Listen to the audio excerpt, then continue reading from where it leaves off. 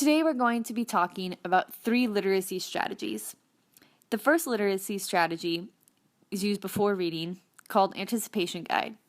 Anticipation guides are meant to activate the thoughts and opinions of students, challenge some of their commonly held beliefs, and also serve as a way that the teacher can appraise the student's prior knowledge and see what the students already know or believe before starting a lesson.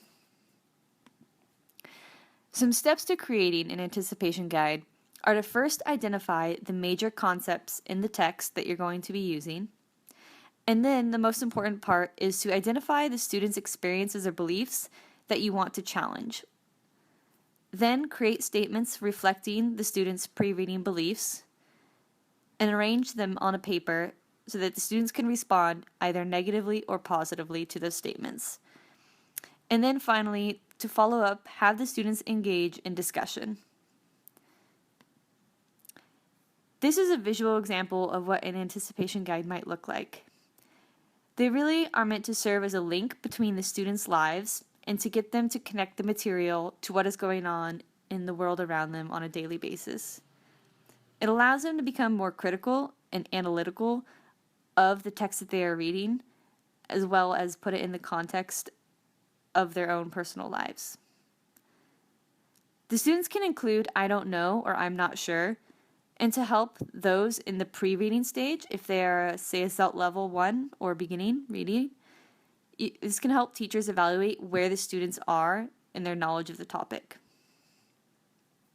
These are best used in small pairs or in cooperative learning. And it's important to make sure that the students know that this is not a test and it's only meant to jog their thinking and to get them started. The next reading strategy is an options guide.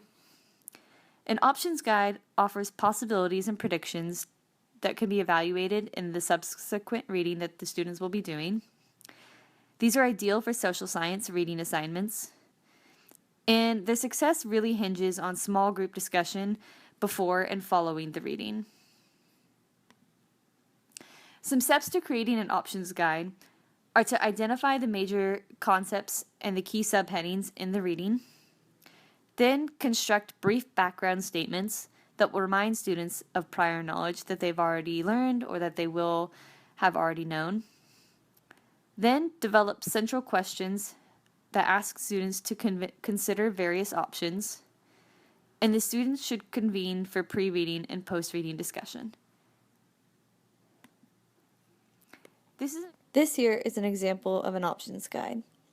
As you can see, the teacher has broken up the reading into different categories of people and had the students analyze their thoughts both before and after the reading. The last strategy is polar opposites.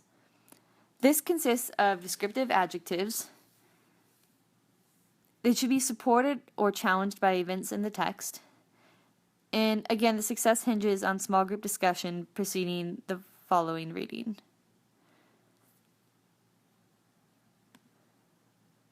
The steps to create polar opposites are to develop 4 or 5 opposite statements and accompanying adjectives. The students place a check mark closest to the adjective they feel best describes the events or character, and then have students defend their rating in their small group discussion or writing activity. This here is an example of a simple polar opposite activity. You can see that the students are given 2 opposite choices and they're placing a check mark closest to the one that they feel the reading best describes. It is important that the students use the text to defend their choice and back up their ideas behind the adjective they chose, because this is developing critical reading skills and allowing the students to become analytical and critical of the text in being forced to choose and back up the adjective that they've selected for either the character or the scenario in the text. I hope you enjoyed listening to these 3 strategies and you can find some ways to use them in your own classroom. Thanks for listening.